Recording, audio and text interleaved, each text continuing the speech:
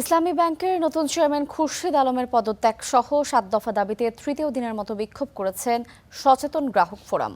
Chairman প্রবেশ করলেই প্রধান কার্যালয়ে ঘেরাওয়ের হুঁশিয়ারি দেন আন্দোলনকারীরা। তারা অভিযোগ করেন, ইসলামী ব্যাংক নিয়ে বাংলাদেশ ব্যাংক বিতর্কিত মন্তব্য করছে। ইসলামী ব্যাংকের নতুন চেয়ারম্যান খুরশিদ আলমের পদত্যাগ সহ 7 দফা দাবিতে তৃতীয় দিনের মতো আবারও আন্দোলনে গ্রাহকরা। বুধবার সকাল 11টা থেকে মতিঝিলে ব্যাংকের প্রধান কার্যালয়ের সামনে সচেতন গ্রাহক ফোরামের ব্যানারে আন্দোলনে নামেন তারা। এদিন আন্দোলনকারীরা প্রথমে মানববন্ধন, পরে বিক্ষোভ মিছিল করেন। মিছিলটি প্রধান কার্যালয়ের সামনে থেকে শুরু হয়ে প্রেস ক্লাবে গিয়ে শেষ হয়। তাদের অভিযোগ, ইসলামী ব্যাংক আবারও লুটেরা গোষ্ঠীর হাতে তুলে দেওয়া হচ্ছে।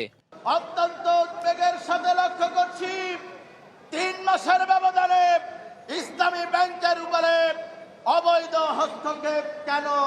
বিগত ব্রাজিল সরকারের মতো এই সরকারের কোন পরিণতি হোক, এটা আমরা চাই না।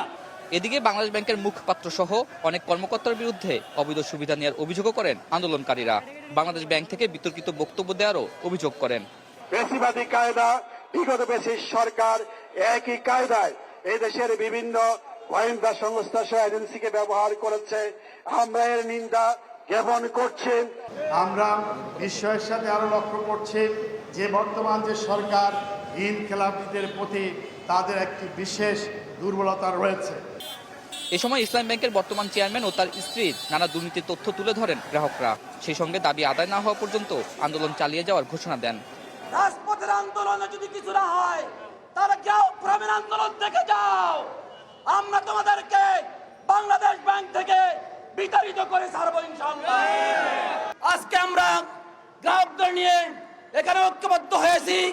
ইসলামী ব্যাংকের যে অবৈধ চেয়ারম্যান, তাকে অবশ্যই অপসারণ করতে হবে। ইসলামী ব্যাংকের স্বনামধন্য এমডি ওমর ফারুক খানকে আবার তার পদে বহাল করতে হবে। নতুন চেয়ারম্যান ইসলামী ব্যাংকের প্রধান কার্যালয়ে প্রবেশ করলেই ব্যাংক ঘেরাও করার হুঁশিয়ারি দেওয়া হয়। আতাউর নিয়ন, স্টার নিউজ, ঢাকা।